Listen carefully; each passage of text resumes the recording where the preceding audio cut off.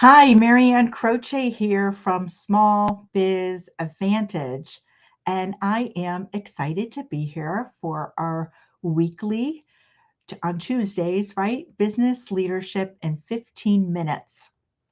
This is a great way to do some business and leadership training in 15 minutes, bite-sized pieces, so that you can take something away and you can put it into action at your business. So today I was thinking about a topic that a lot of people tell me that you're the work life balance person. And I was thinking about that topic because a couple of funny things happened this weekend for me. And I really thought about how this affects or how it relates to work life balance, customizing it. And customizing it so that you can achieve it. Because when I talk to a lot of different people, they know that work life balance seems kind of off or out of whack for them, but they want to know if this is something that they can really achieve. So I talk to business owners all the time, and when I talk about work life balance, they kind of look and go, "Yeah, okay, I'm a business owner. Like, is that even something that I can achieve?" And if you look at it from a perspective of it's a cycle, work life balance being a cycle. And as we know, cycles, they change, right? And they repeat. So when you think of it that way, you really can achieve work life balance. And here's what I mean by that. Even when my fellow business owners, are chuckling about it, there are times, that work is going to take priority, and there are other times that life is going to, right? We can all relate to that. But the idea here that I want to really help you with is keeping in mind that you can customize it so it works for you. And when you get this right, then you can really enjoy a sense of balance because that's what we're talking about. We're talking about a sense of balance. So this past weekend, there's a park down the street from my house, and I've been walking in it every day, or at least 5 days a week. And this weekend, I walked in there a couple of days during the weekend. And the first day that I went there, I met a group of people that were caregivers, and they were taking time for themselves. And I saw them, and they were all grouped together. And, I said hello, and they started saying that they were really in need of a walk, and they were taking care of others all the time. And they really valued taking this walk together. So they did it together so they had some accountability and nobody would come up with excuses of why they couldn't do it. And I praised them for taking that time for self care because I said, this will really refuel you to be at your best. And they all smiled and agreed. And I think that that is the thing where many of us will get stuck, right? Setting aside that time, that priority. The next day, I met another man in the park named Richard, and he was really a cool guy. I saw him cleaning and weeding out an area. It's a garden in the park. Actually a veteran memorial garden, and it's in that same park. And I saw him doing this and realized it was a Sunday. And I kind of knew that the town workers weren't going to be there on a Sunday. So when I walked back, I introduced myself and I asked him about his work, and what he was doing there, what his role was. And he said to me that the town takes care of the lawn and the pruning of the shrubbery there, but he comes on his own about 3 or 4 days a week to keep up the garden. He was a veteran himself, and the garden meant a lot to him, and it gave him something meaningful to do. And, I thanked him for his service. And, I told him that the garden was beautiful and that I've been enjoying it for years. And he really appreciated me taking the time to chat with him. And these were really two great examples of what work life balance can actually look like. We take time for something that refuels us, energizes us, clears our head, or it's something that's meaningful. And you can define whatever that is for you. But what I found is we can all see different signs of when the work life balance is out of whack, right? And a lot of times it shows up as we don't have any clear boundaries between home and work.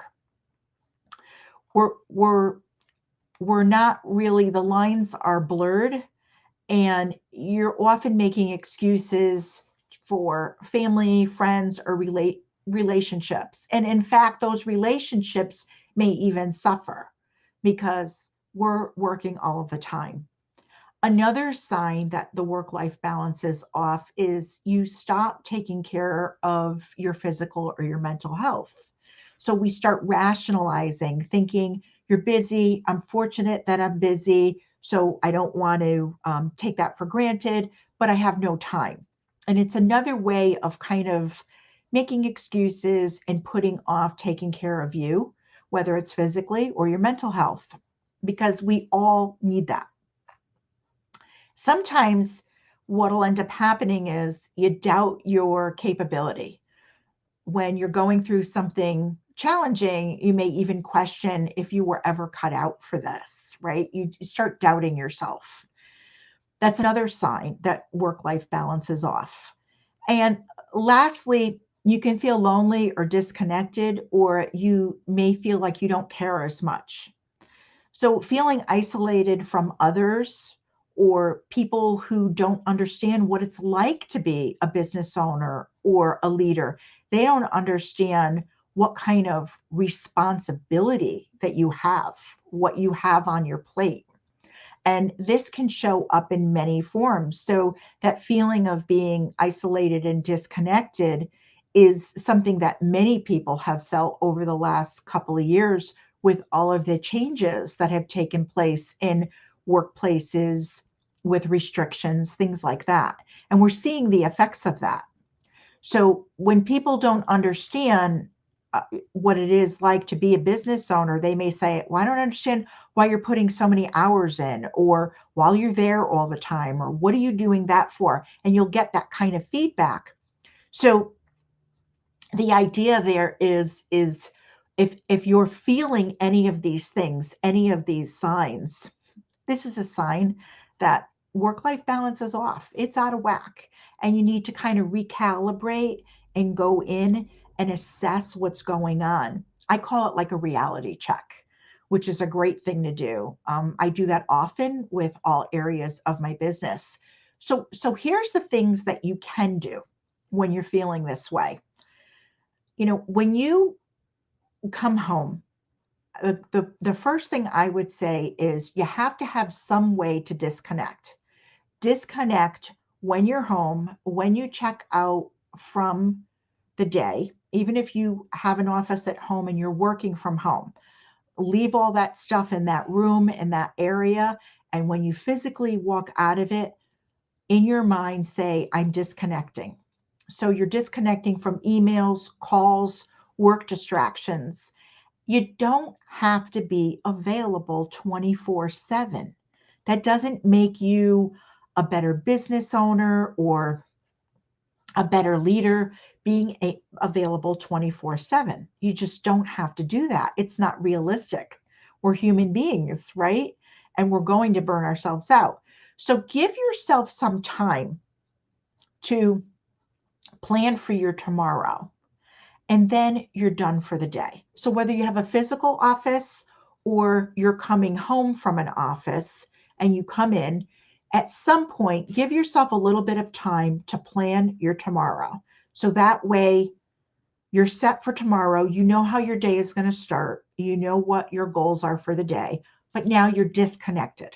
You're disconnected and you're able to be present in the moment and focus on your personal life, focus on your needs, families, friends, whatever it is that's important to you.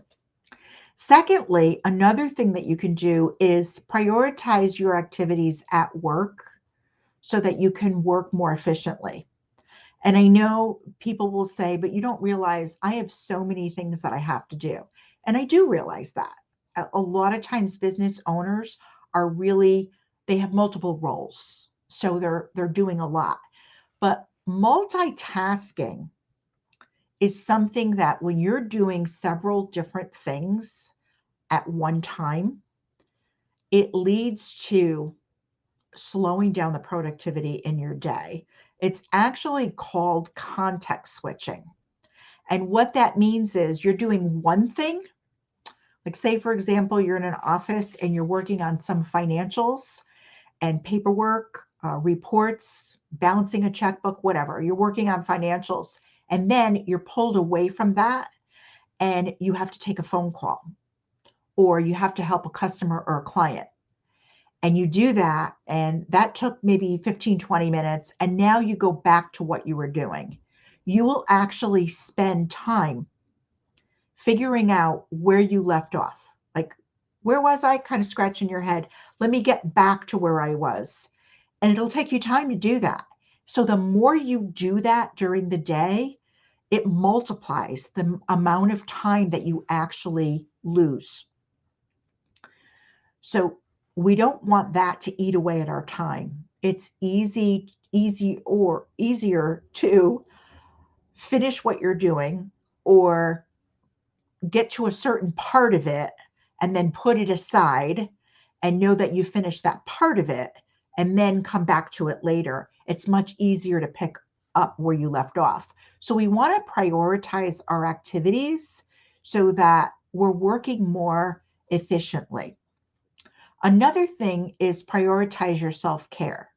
This means allowing guilt-free, I'm going to repeat that, guilt-free time for physical and mental health. It could be as simple as taking a walk. A walk can be great physically and mentally because it makes a huge difference. Just changing your scenery, stepping out. You start out with a short walk, right? And gradually increase that time. Or you can go multiple times a day or more often, during the week, go more times during the week. And you prioritize it. And you can include other people on the walk. You can customize it to how you want, but I'm just saying that's a way to start. And then lastly, talk to trusted advisors or get professional help. Coaches, mentors, other business owners. I'm sure you belong to groups locally or even industry related, and they can help you get unstuck because we all tend to get stuck from time to time. And you want to really remember that these people are not mental health professionals. And if you find that you do need that, then realize that most insurances today will cover that and seek it if you feel that you really do need it. So the key here with customizing a work-life balance, right, that works for you is not comparing yourselves to others, because we see all these things on social media and online, and we have to realize that people are in a different stage of business in many cases, or they're in a different stage of life. And we're comparing ourselves. It's not realistic. People will put, the best face, the best foot forward, when they're putting themselves out there. But there's a lot going on behind the scenes for every business owner, every leader that's out there. So we all have times that we feel off balance, but the key here is being able to recognize them and then regroup. That's actually part of the cycle. So when you can do that, recognize it and say, okay, I need to get myself back on track. When we think of it as a cycle, with practice, you'll be able to really customize that work-life balance that works for you. So I'm curious, if you're watching this on the replay, what works for you when you look at customizing a work-life balance for you? I would love to hear, read the comments, what you're actually doing and what you found that works for you. I think it'll be helpful for other business owners to share that. And if you find this training valuable, then please share it. Share it with another business owner or another leader in a business that you think could benefit from it. So again, Marianne Croce here from Small Biz Vantage, and I look forward to our next Tuesday for our business and leadership in 15 minutes. And here's to an enjoyable week.